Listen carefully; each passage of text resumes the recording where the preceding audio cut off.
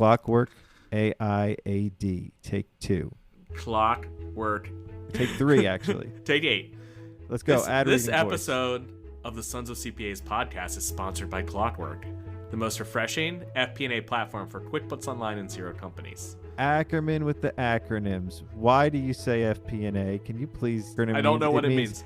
Financial planning and analysis. Sounds like now, something a lot I do. of us accountants. Sounds like a lot of us accountants hear the words FP&A, and we honestly have no idea. Clockwork makes financial modeling easy. Automatically and within minutes, Clockwork creates custom AI powered by financial projections, cash flow forecasts, dashboards, scenario planning, and one-click driver-based forecasting for near immediate value. Tasks that used to take days or weeks with other tools take minutes with Clockwork. On top of that, hourly updates out of QuickBooks Online and Zero make sure you never have to manually update another actual again. And we have a special offer? Do we have it? Yes, we have a call to action here. Call to action, Here's baby. the special offer from Clockwork AI. You can't lose. You can't lose. Go to Clockwork AI. They have some new branding. It's fresh. They got some purple in there too. I love the colors. Start a free trial. You're a branding guru. Like, your colors, branding, I love it. Colors, numbers, and sometimes letters. Start a free trial. And if it takes longer than 5 minutes to get your automatic forecasts, they'll give you $100. That is a Benjamin from Clockwork. Or 8.7 million rubles. That's Clockwork AI. Clockwork.ai. Check out the website. I do love their branding. Clockwork. I think that I'm going to put a watch on the anatomy of a firm and have the watch represent Clockwork. Ackerman signing off. Clockwork, baby. What are y'all's plans for New Year's? Nothing. At home. Us too. Maybe a glass of shit. champagne. Get the kids to pop some fireworks, maybe. Honestly, I was thinking about surprising myself and doing something crazy and not drinking tonight. Oh, really? Really? Really? Really? I don't want to deal with a hangover tomorrow. What do I got to celebrate? Like I can celebrate without Nicole, drinking, I guess. Tell him about the I'm gonna get high. That's what I'm gonna do. I'm gonna get high. Yeah. You need to take NAC. No hangover. No hangover. NAC. NAC. That's our next sponsor. Our other sponsor, NAC. It's a supplement. Yeah. It's an enzyme, right? Or, Yeah, it works, man. I'm telling you, it works, God. You know what else works? H2O. That works very well. And THC. H2O and THC. Both of them work. I have a lot of fun. Like, if everybody's drinking, I can have some water, make it look like I'm drinking, and get high, and I'm good. I'm having just as much fun. I'm enjoying myself better, and I can wake up and feel fine. Right. I wake up and I feel fine. That's my NAC right there. That's my NAC is the H2O plus THC equals NAC or whatever. I like my letters and my numbers. Yeah. Hello and welcome. We are all the sons of CPAs, sons and daughters of CPAs today. Join us as we question the current state of the accounting and tax industry with the next generation of professionals leading this space. We are all the change agents in an industry fraught with money and inertia. Let's begin the Sons of CPAs with your hosts today, Scott Scarano.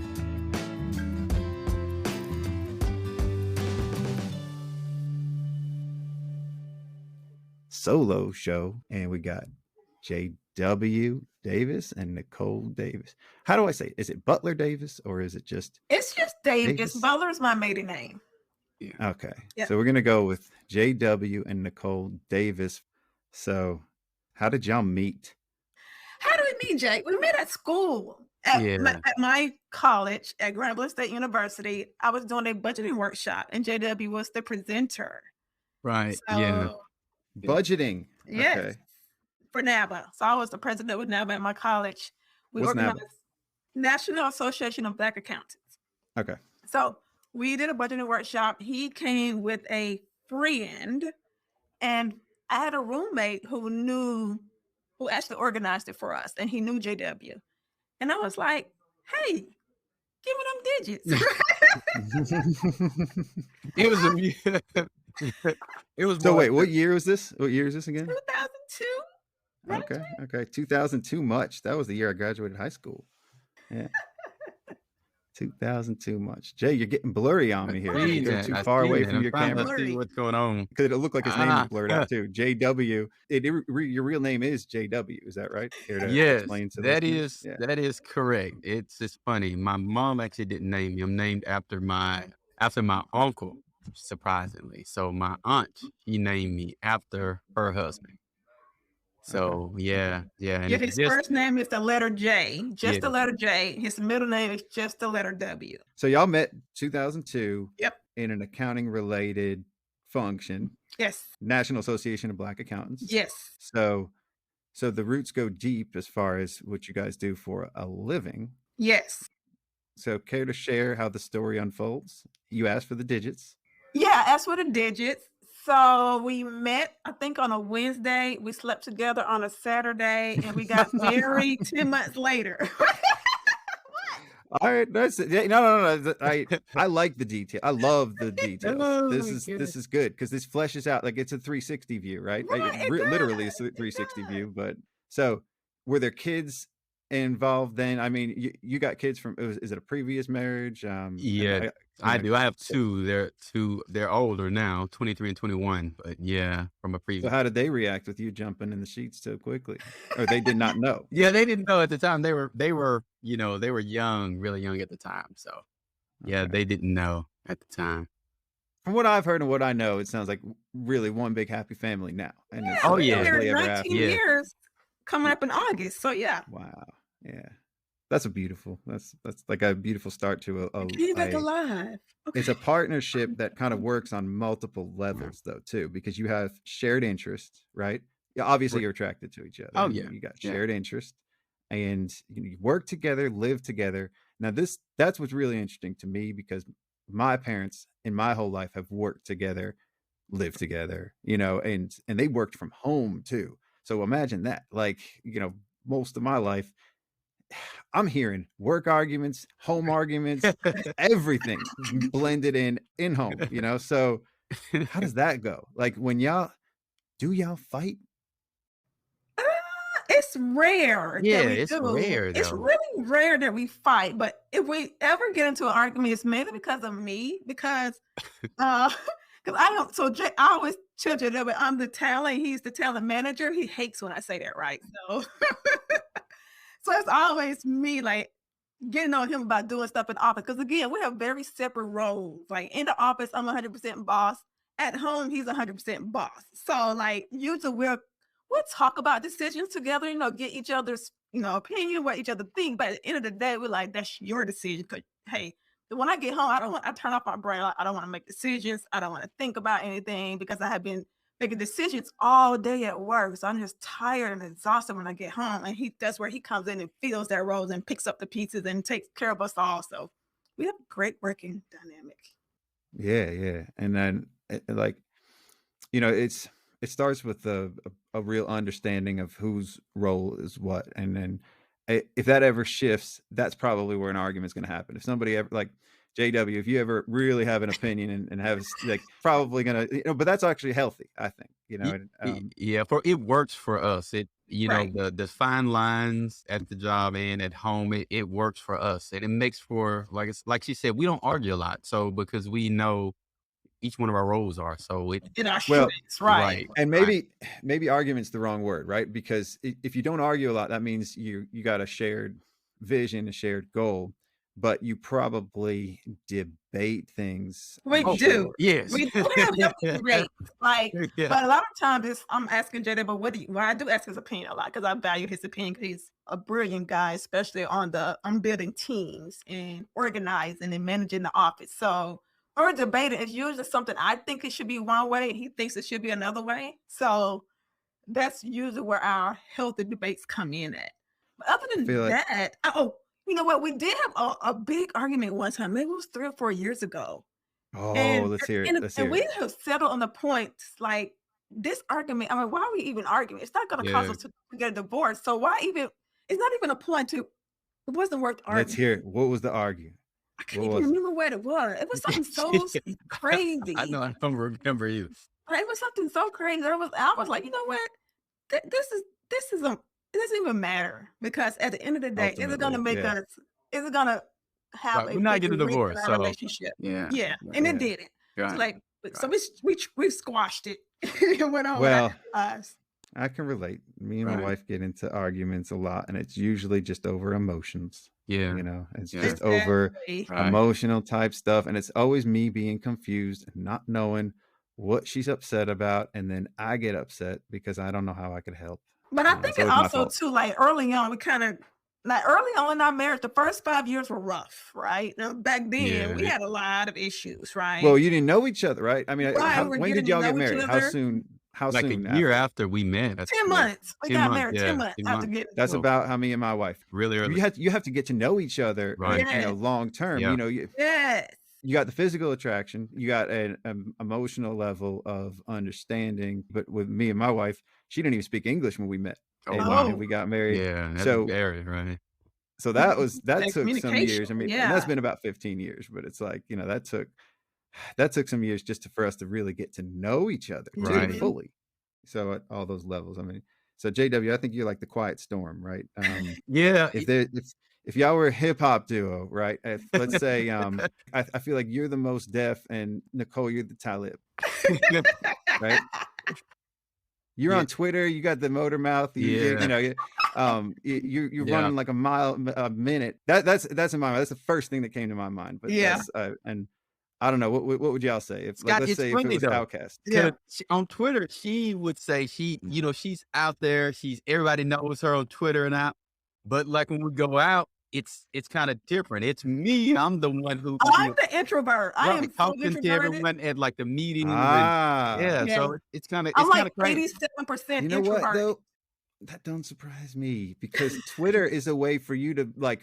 It feels like if you're self-conscious or if you got something going on when you're around people and you're worried about, you know, is your hair right and all that, you don't have to worry about any of that shit on Twitter. Exactly. Right. You can just be you. Yes, just be you. Right. Yeah. But see, And I'm used JW, to he don't that. have to worry about anything. You know, he's a male. He just, you know, he can chill, he can do whatever. And so in person, he's probably a little bit more loquacious, maybe. Yeah. Or Yes. a little bit more. Yes, Okay. he's Yeah. the talkative one in Right. person. Whereas we went to Nashville to a pastor conference and they had like a big, I guess, an after event. What was it called, JW? A cocktail hour. Yeah, cocktail right? hour.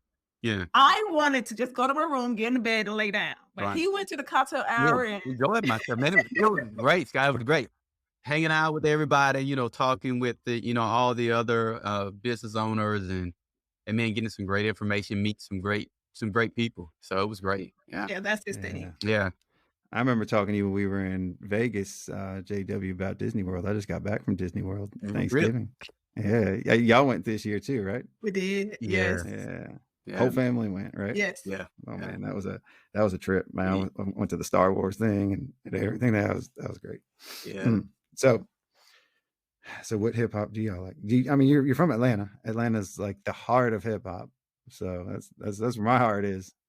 I love mostly Atlanta-based music, right? Just because I like the beats, the lyrics. So I'm definitely on the ratchet side. Whereas JW is a little more mild. He likes Right. hip hop. And I'm from Louisiana originally. So yeah, so mine is, that New Orleans type. So yeah. That syrup, But yeah. that wheezy. You like that wheezy? Exactly. Yeah. Right. So that oh was man. mine. Yeah. But now it's more more the R&B now. So Okay. yeah. Okay. Oh yeah. You look like a Brian McKnight. You know? Like No, Carl Thomas. Yeah. Carl Carl Thomas. Okay. You got that silk suave style about you, so that's cool. I appreciate it. Yeah, let's talk a little bit more about Twitter. All right. Is that a distraction to you? Because to me, that's not like, it's not my world, but I'm trying to get involved a little more. You got almost 5,000 followers. Do you know 5,000 people? No.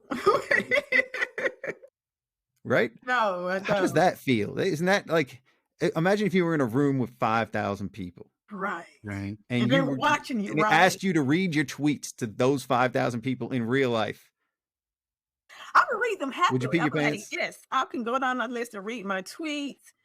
And Yeah, but Twitter's different. Like you said, it allows me to be myself without having to talk to anybody, like vocally, right? Hmm. Because again, I'm very introverted. Unless you're my friend, around my friends, I'm very open. I'm very outgoing. Yeah, I mean, when I saw you in Denver, Yeah, man, we like, were cool, right? yeah, everything was cool, it was chill. But I Yeah, guess you got to feel comfortable too, right? exactly. And Yeah. yeah. So what? Yeah, tell me, is it a distraction? I mean, you got 5 kids, right? Yes. Yes. So 3 kids together, 2 from prior. Mm-hmm. Does it ever get in the way? Like, how do you manage the digital and the real life and the work? I think I'm only on Twitter when I have like spurts of free time, right? And Hmm. it's usually in the Right. car when I'm driving. When JW is driving, he Right. drives. Right. I drive all of that. Right. So it's usually when I'm in the car driving somewhere or when I'm on my lunch break or if I'm waiting in line for something. So it's never like during when I'm actually working. Unless there's something I just want to get off my chest, right? Other than that, it's usually only when I have free times, and that's usually Ah, just in the morning driving to work, in the afternoon driving to pick up the kids, standing in well, line somewhere. the thing I think is at least to me with healthy about it is you're not a passive observer too. So you're not just taking it all in, you're actually contributing, you're tweeting. And I think that's different than somebody who's just going on liking and watching and watching. And it's just like, I don't know, that's the way I feel about it. Because I'm trying to figure out how I want to, because I talk a mile a minute and I've always got ideas, but I'm always texting.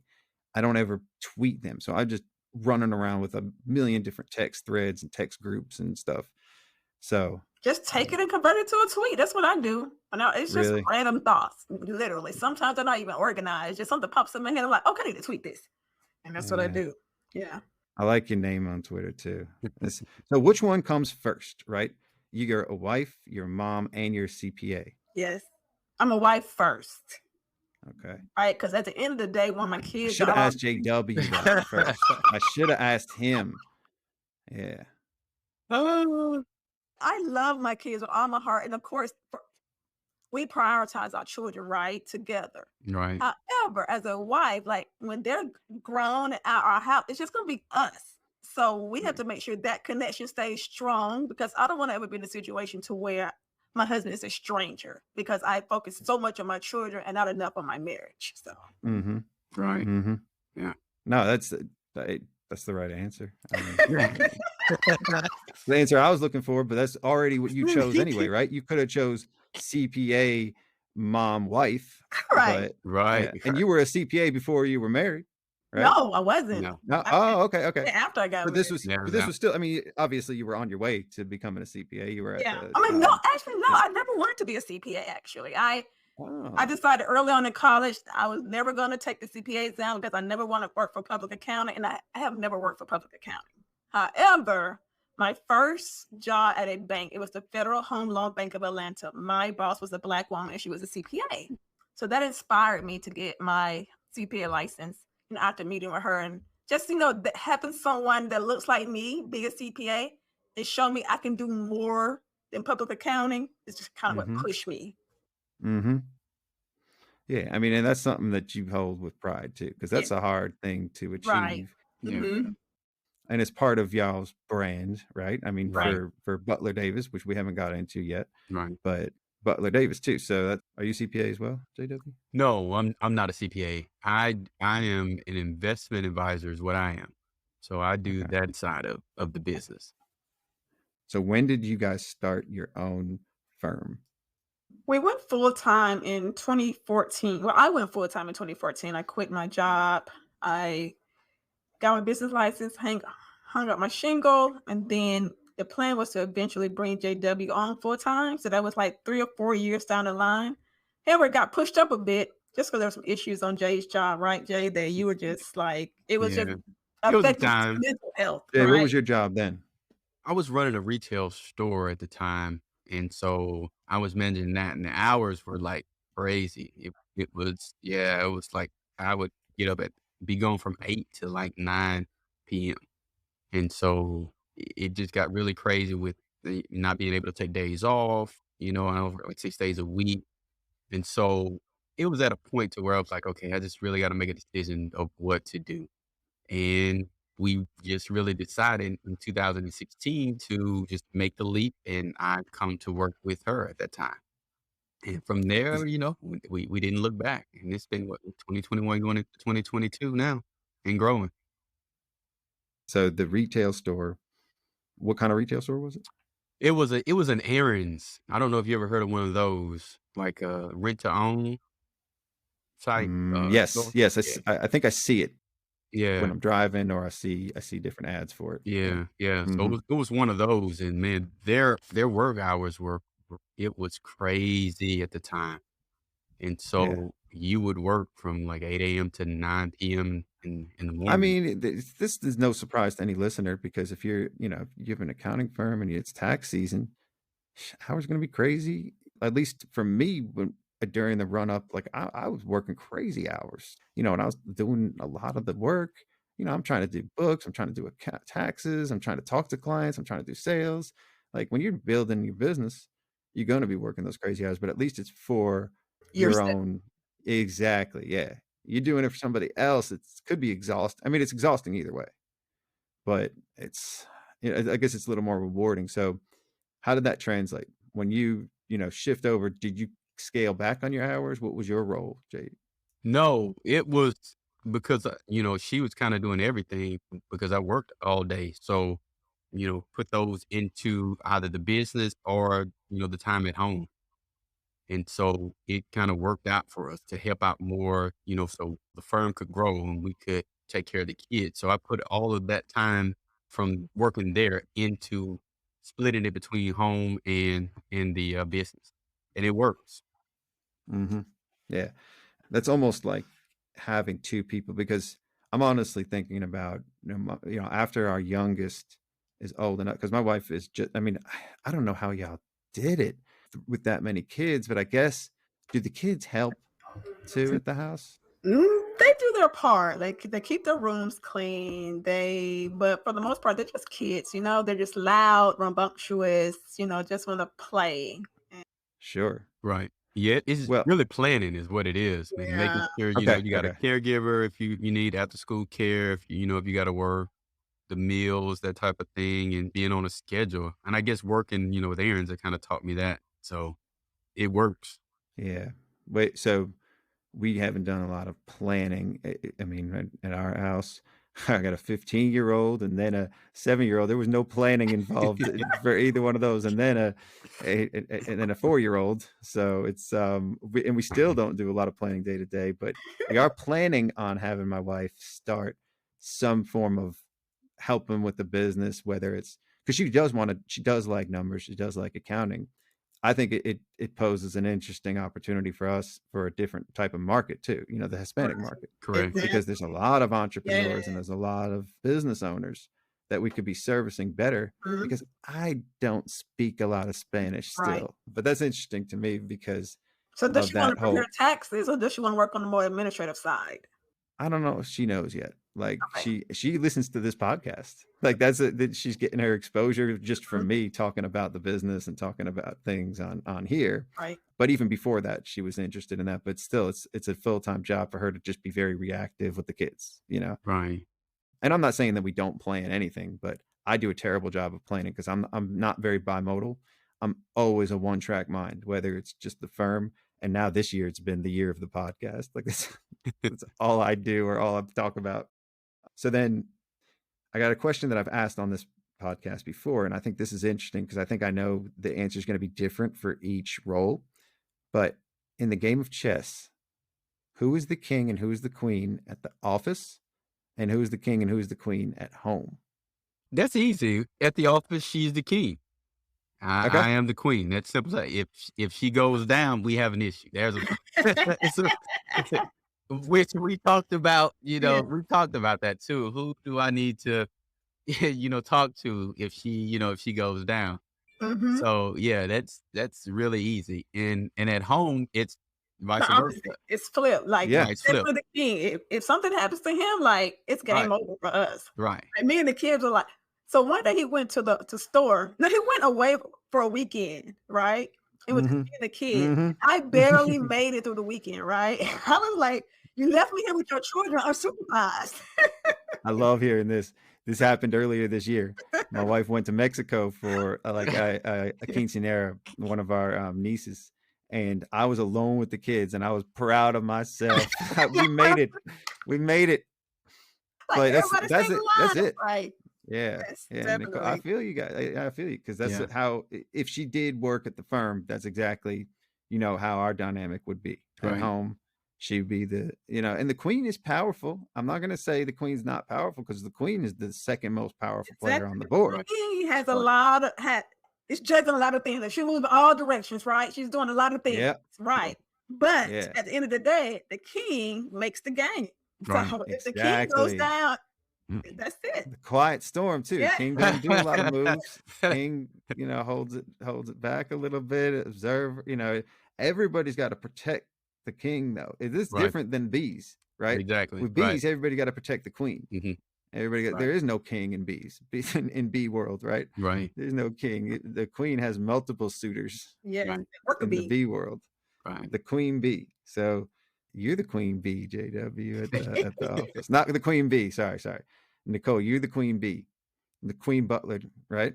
Yep. If we're gonna go with the bee, I like letters and numbers. That's my thing, and colors. So I try to relate everything to letters, numbers, and colors somehow. What's y'all's favorite color? Let's Well, go you there. could probably tell mine. I mean, I'm a girly girl.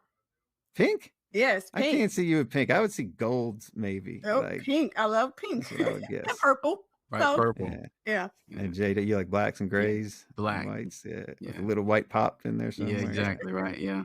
I go with blues, blacks, and grays. That's Yeah. all me. Blues, blacks, and grays. But then my Jordans sometimes have some different colors in them. Yeah. But then I work my outfit from the feet down, right? So I pick my shoes out and then I pick out the rest of my outfit. But it's all got to match somehow. I know the Oh. socks, right? Yeah. Yeah. No, the underwear, like my boxers have. Even though if nobody sees them, they might see them depending on how I wear my pants, but or what shirt I have. But yes, absolutely, it all has to match. It all has to fit. And I'm very OCD. My watch band has to fit all of it too. Oh wow. I got the different watch bands. So now I'm gonna pay extra attention to you when I see you. Like, how actually are you? I love that. I love attention. That's that's funny. Yeah, I got a chain for Christmas too. I didn't wear it, man. It's A upstairs. gold chain? Not gold. Okay. Not gold. I got some. So on the cover of this podcast, it was a kind of a joke, but I had like a Superman chain I'm wearing, like a bling, little diamond chain on the cover. If you look closely, you can't really tell if you just look at it. So I said to Ackerman, I've said to some people, man, I'm gonna get by the end of this year, if we have any sponsors, I'm gonna get me a chain. I got a chain. We have some It's sponsors. nice. And that's a segue to our sponsor this week. Hark! I am the ghost of Christmas future. I have come to... Wait, what? Christmas was over months ago, and I'm pretty sure no one says hark anymore. Sorry. Since the Great Resignation, there aren't many of us future ghosts left working. So, well, I'm stretched a bit. I should be working on my holiday hauntings, but I'm picking up the slack. Yeah, it's tough out there for sure. My accounting firm has real capacity problems too. If we could find a way to tackle the work we have and still grow the firm, we'd be in great shape. But we're bogged down with all these menial bookkeeping tasks. That is why I have come, to show you the future of bookkeeping. That's great, but I'm standing right here. Oh, sorry. You got my attention though. Let's hear about the future of bookkeeping. At this point, I'll even take unsolicited ghost advice. The future of bookkeeping is BotKeeper. It will free your accountants from the chains of data entry, reconciliation, and verification. And now, if you schedule a meeting on or before March 31st, 2022, you could win a year of BotKeeper bookkeeping automation free. Just visit botkeeper.com/win for details and rules. Wow, a free year of BotKeeper? That sounds pretty amazing. But we already have an online GL. Silly mortal. BotKeeper works with QuickBooks and Xero, the most popular online GLs. Free yourself from tweaking rules and accessing your client's financial accounts. BotKeeper automates it all and learns as it goes. It sounds fantastic, but we're so busy, we don't have time to implement new systems. BotKeeper is quick and simple to implement, and they even help. like Santa's helpers. Okay, I'm interested. How do I get started? Just visit botkeeper.com/win. And Merry... Yeah, still not Christmas.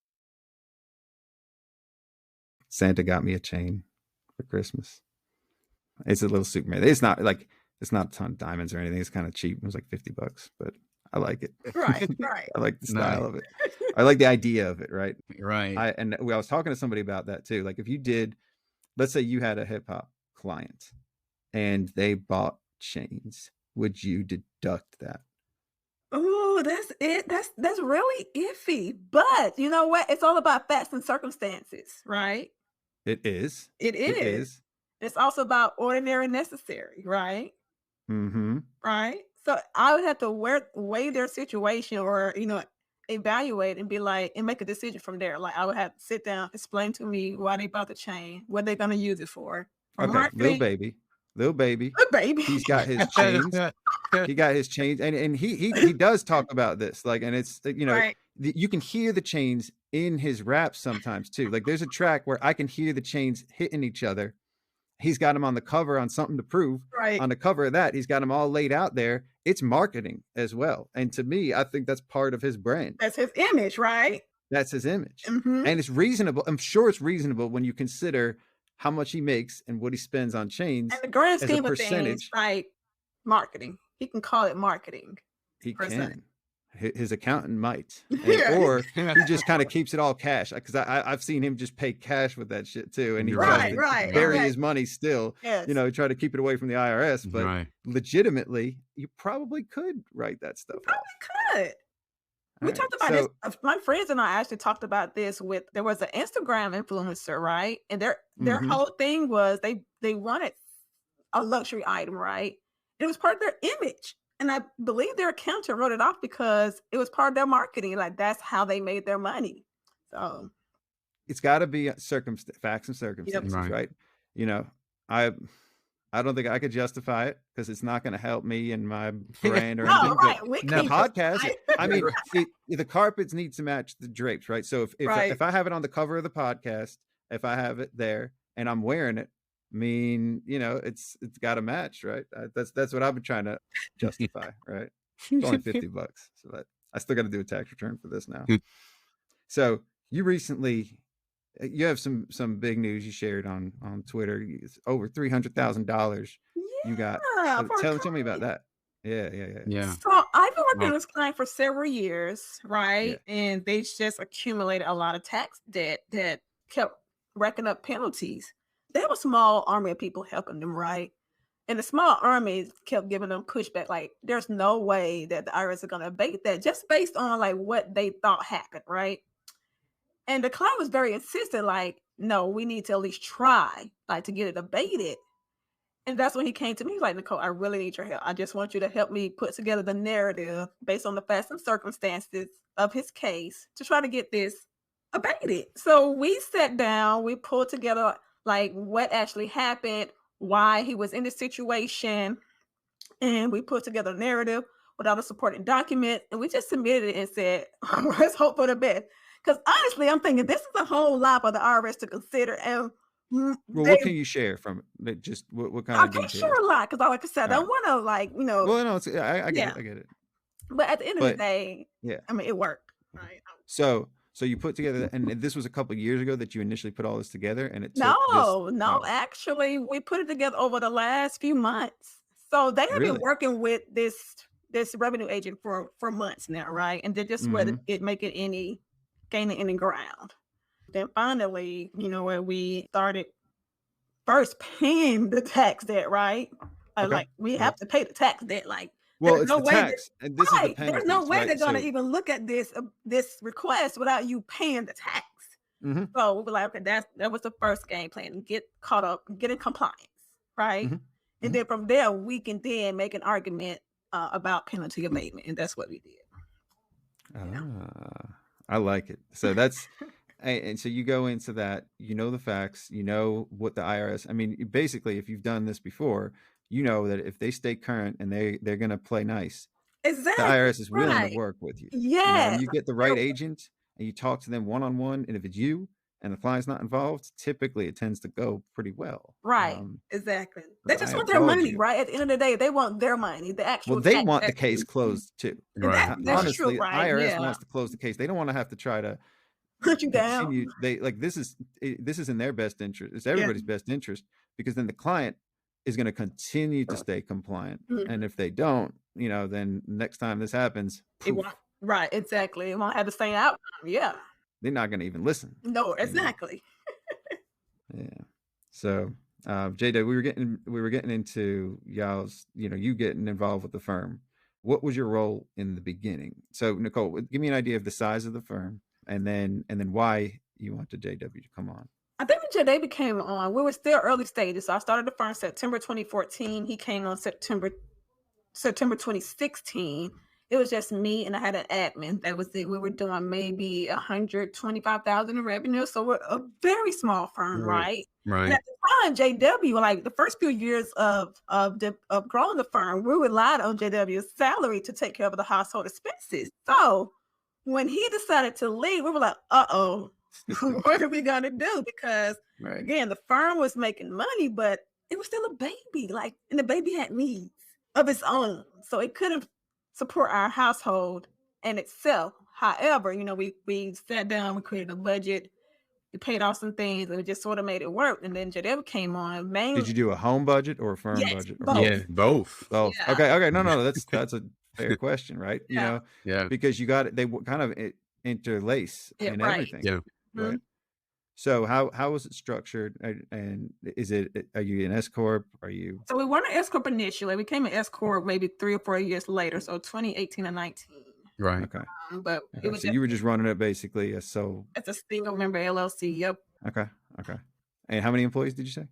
We started with just 2. It was just me and my Just 2. admin. Yes. Mhm. And Okay. now we have 5 full time. Yeah. We have, So you guys come on or JW, you come on, and did you see some changes in how things? What was your role again? That was client relationship manager at the time. okay. I think when I first came on. So yeah. Nicole, were you more back office? No, or so we were still both doing a forward lot? facing. Okay.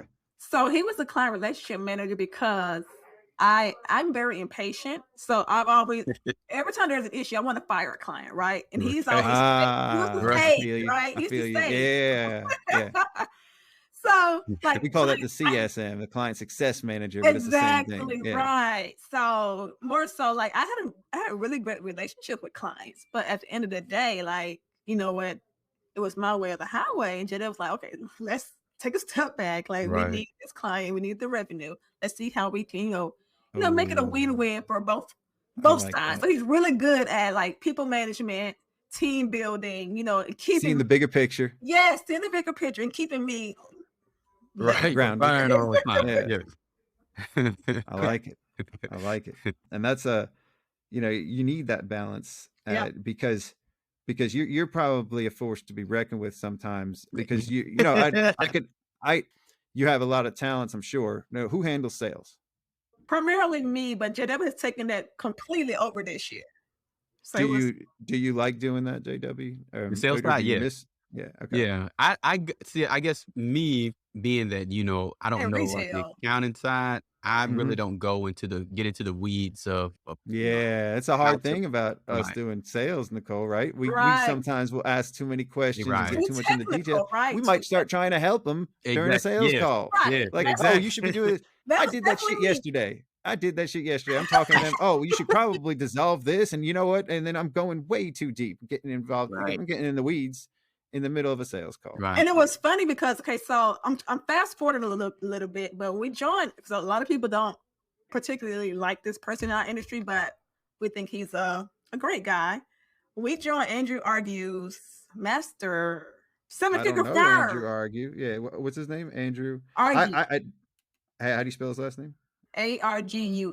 We joined his like I've seen that mastermind, before. Yeah. and one of the things he told us, JW needs to do sales. Right. And I was like, what? I was like, JW's not good at sales. He's like, that's not the point. JW is going to be a better seller because he doesn't get into the weeds, right? Mhm. He's going to be very high level. He's going to make his points, and he's not going to give them any information. Right. He's not going to give them answers. He's going to give them the solution that we can provide, the price, close the deal, And we ignored that advice for like 2 years, Yeah, right? I for kept 2 doing years we did. sales. Yeah. Right. Because you probably think whatever you were doing was working. Exactly, right. You think Yeah. it's working because the firm is growing, right? Right. We're doing well, but ever since JW has taken over sales, like COVID hit us really hard. But that's when I kind of stepped back out of sales and like, I was tired when I'm exhausted, tired. We had big hit in sales. We lost like 25% of our revenue. And then JW kind of stepped in and filled that role, and now we recruit that and more since then. So Yeah. Well, if you lost some revenue, did you get some PPP and ERC? of course. Okay. All right. We primarily dealt with pharmacies, and literally we lost like almost all of our pharmacies during COVID, which is about 25-30% of our revenue at the time. So that's pretty much our specialty, our pharmacies. And so we're slowly building that side of the business back up. So yeah. So I was going to get into industry verticals, right? Yep. And so are you going to still have a mix of, are you still like a generalist when it comes to inbound leads? Whoever comes in, you're going to kind of try and serve them. You're not turning people away, because I don't think I could ever do that. If they're a good fit for us, then no. I'm exploring that. I'm not an expert in it yet. I know of people that are experts. I got an episode coming out next week for Scott Scharf and Scott and Patty, the king and queen of commerce right? Accounting, right? Yeah. Your buddies from Accounting Salon. But let's kind of segue into, so you talked about Andrew. You say he's not well liked. I don't even know who the guy is, so I don't know if that says anything. In the industry overall, but yeah, he helped. What does he do that he's not well liked? I think one of the things he did was he pushed the marketing. He was great at marketing, right? So he pushed the marketing that you don't have to be an accountant to own an accounting firm. Everyone in our industry, just their head exploded. Like they were like, "Why is he saying that?" Sounds like Michael The Lee. whole point he was trying to make is you can own an accounting firm and hire the experts, and you just own it, right? Right. Yep. Right. So I think in the community, people are going to take offense to that because a lot of firms are owned by professional. Correct. And that's a disservice to the firm, I think. Yeah, I think so too. At JW, let's kind of get into that, because what I'm seeing and what we've been talking about on these episodes is the professional has a hard time pricing and seeing a lot of value in what they do, because our whole lives we've been rewarded for looking at the details. Correct. Yeah, looking at the details. Right.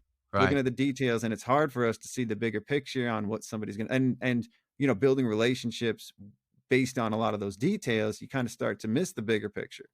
Right. So, I don't really know exactly what it is about us as accountants, but I know that we do get bogged down in a lot of these details, and we can get very defensive, and our way is the best way of doing a tax return. Nobody else can do a tax return as good as us, and everybody else is doing it wrong. Shit, Ackerman says that to me all the time. My co-host is like, I wouldn't trust you doing my tax return, and like his way is the best way. Like, come on, everybody can do a tax return. Right. I don't know. So and we take a lot of pride in the details and things being right, but I think clients care most about the relationship. Right. That's exactly right. That's really what we're trying to, I guess that's what I'm trying to say right now. Right. And that's what we have started to kind of transition to. Right. So we built a good team to take care of the production, like the work. Right. JW does the sales, so I can focus most on like the client relationship, high level, visioning, like positioning the firms, setting goals for the firm, and then kind of pushing that down to the team so that everyone's on the same trajectory. So I think that's what we as firm owners need to do more. We need to take ourselves out of the business, out of the day-to-day work of the business, to kind of be actual CEOs, like. Be the executive officer, run your business, but we do the work. We want to answer. It's so hard. Client. It's so hard for us to get out of the work. Like I didn't know. So I did effectively and successfully get out of the work this past couple years. I don't even look at tax returns anymore. I didn't even open up UltraTax this year. I didn't open it up for my return, and that was hard for me to. I don't know what my place is in this world. Yeah. Right. Like, I made the joke that I'm spending so much time on this podcast, but that's because I needed an outlet. I would have kept poking my nose in everything in the firm.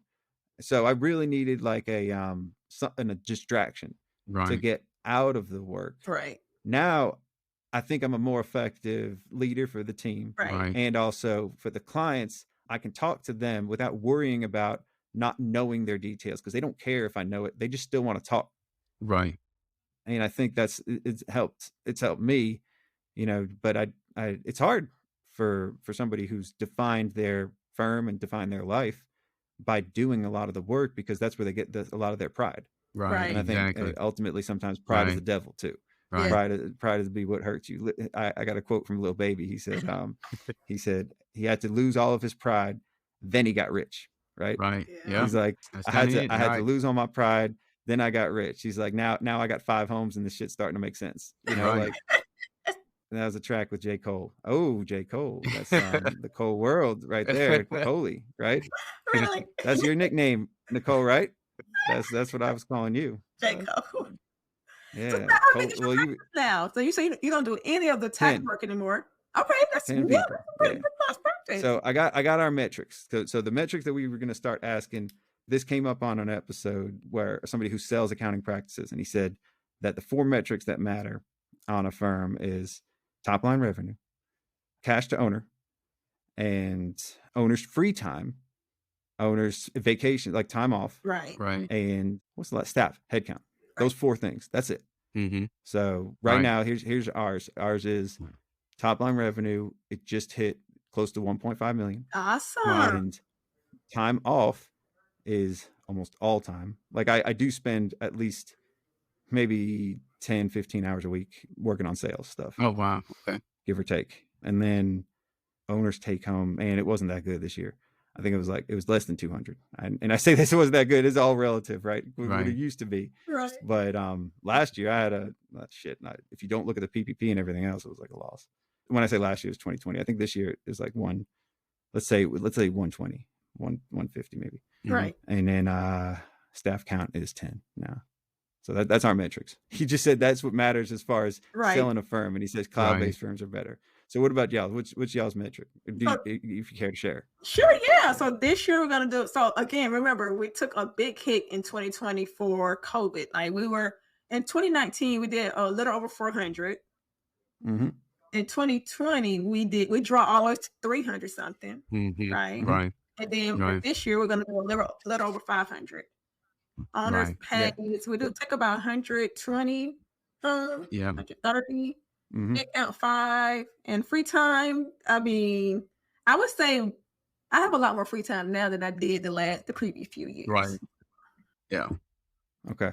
So that's really healthy too. Like all of these metrics, like your margins sound, but it sounds like you're delegating more because your margins went down, right? Exactly. Yes. Right. I mean, you went from 300 to 150. It's like you basically cut it in half to be able to pay everybody else Exactly. and Yep. everything that you got going on. I mean, that's why when I say I had a loss in 2020, it's because I hired more CPAs, Right. Correct. and Right. I invested into the business. That's what I did with my PPP money. I was like, okay, they're giving me money. I'm going to hire 2 people, Right. Right. and lost all my margins, but we built our core, right? We worked on the ourself, right? It's like, you spend a lot of time in the gym to be able to go out and, show off your Right. beach body, right? Exactly. So that's it. So you're at a good inflection point though for a firm, like 500 to 800. That around that level is really when you know a lot more than I did when I was at that level. I was making a lot of mistakes. I was running up to 1 million. That's all I wanted to do was go to 1 million. I didn't care how I got there. That was just like what my head was at. And once I got to 1 million, I got stuck. I got stuck at like 1.2 million since 2016. Finally, this was the first year that we got past that. So what are the goals? I guess this is a good time to ask about goals. Yeah. Because So, Jenna, you tell us today what is your the goals last. be. I'm so glad I got y'all on Yeah. before the end of this year. This is December 31st. I was like, so we Some definitely goals. want to get, like, the goal, of course, is to get to 1 million. So for this year, we had a goal of Right. 625,000. We got short of that goal, of course, obviously. Right. This year. So next year, our goal is Right. to do at least. Unless you have a crazy day today. Unless you have a I know, last bonkers day, day right. today. Yeah.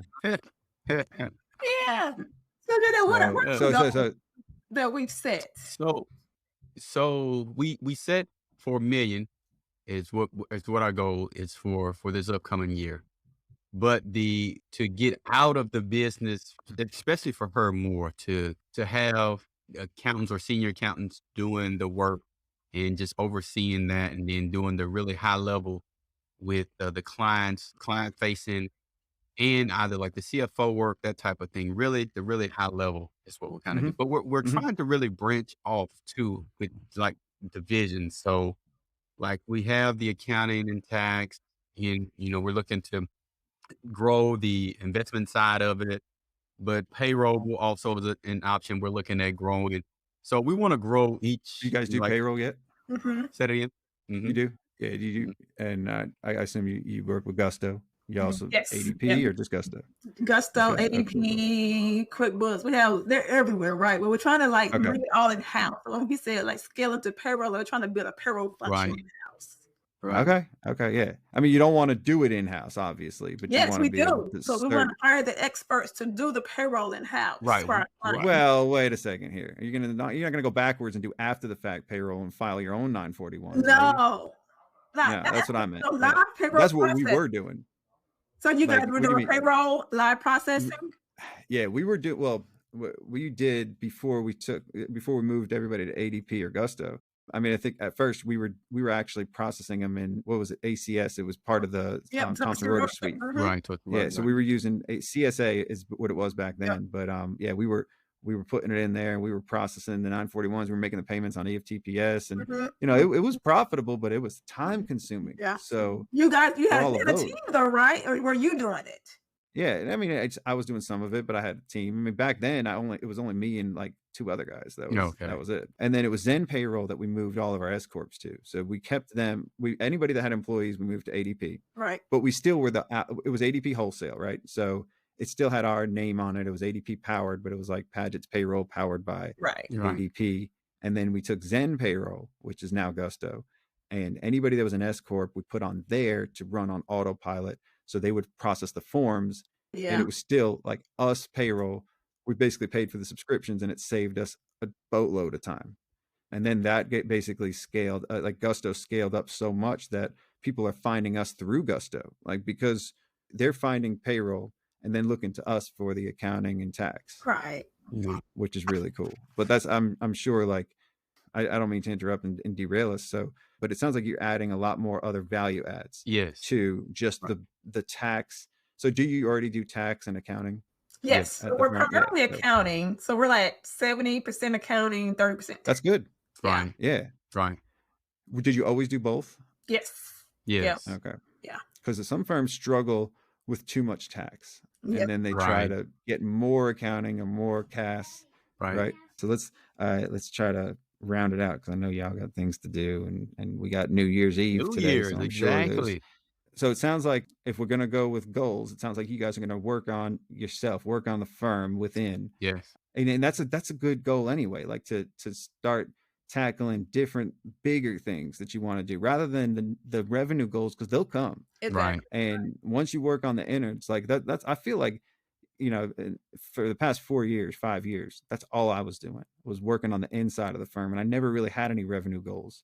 I never put myself on any revenue goals after we hit 1 million, because I really wanted to, work on the core. So, Right. it's like, that's not the fun stuff to work on at the gym. It's always No. fun to, Exactly. Right. it's always fun to lift and work on your upper body. Nobody wants to work on their Nobody lower want body to or do their legs, core. man. Nobody want to do legs. You see these Nobody. guys walking around in the gym, and they got Yes. these chicken feet, Chicken chicken legs. legs, and and big old muscular up top, man. Yeah, that's crazy. That's so y'all gonna work on your legs and your core Yeah. Right. next year. Yeah. Exactly. I'm gonna work on my upper body next year. Like I gotta work on it.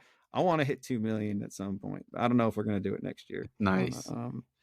I don't want to make the goal too big, because then it gets a little top heavy. Right. If you grow too fast, you can't handle it. You end up losing clients anyway. That's You end up true. Right. cycling Right. through, or You you want to go hire smart. people too fast. Yeah. Right. Processes. Mhm. So you guys got any hiring goals? Any employee? We're planning. So we definitely try to structure our goals, like you said, around not just revenue goals, but the results we want to see, right? Eventually, we'd like to hire a CPA. So what does it take to hire another CPA here? Eventually, I'd like to take myself completely out the business. So what does it take for us to, get to that next step? So our goals are intermixed with some quantitative goals and non-quantitative goals, because we want to tie everything back to, the firm running it with running itself without me being like the king. Like, I don't want to be the king. I want to be the pawn. Well, you're always going to be the king. Yeah, I know. You want to Right. act like a Right. pawn. Exactly. So she's Act always like gonna a be pawn, but be the she king. says she doesn't, but she will always be the king. Yeah. Of the firm. Trust me. That won't change.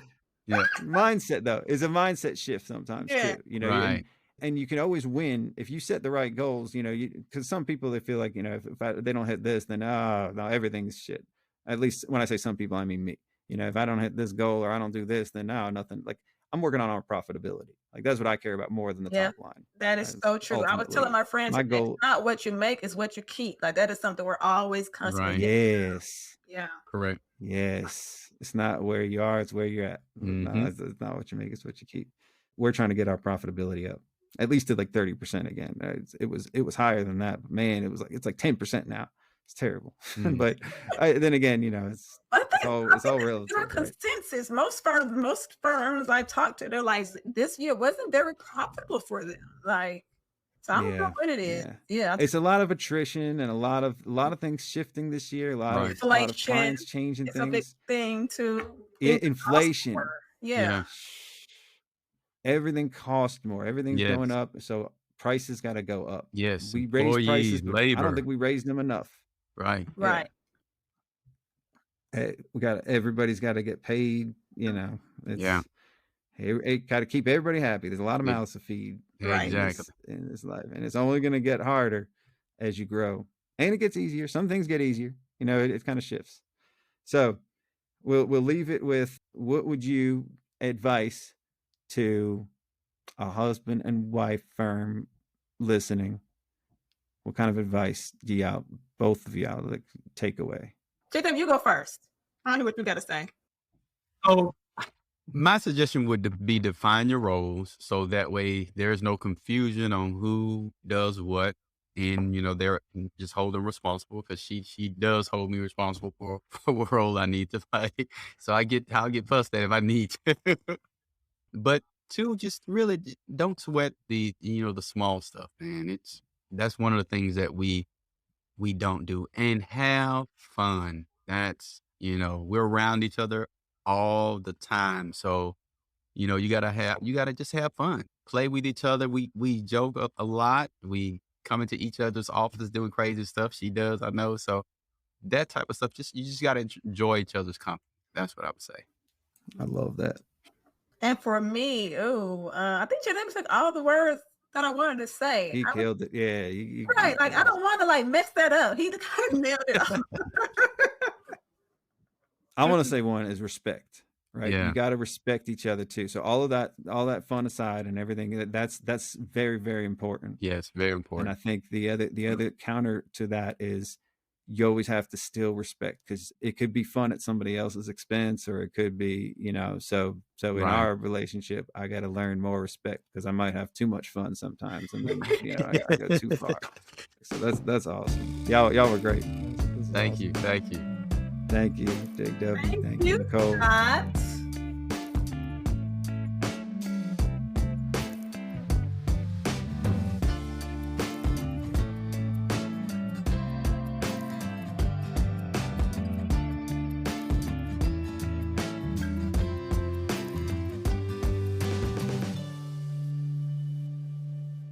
Awesome. Thanks. All right. All right, thank you. See you later.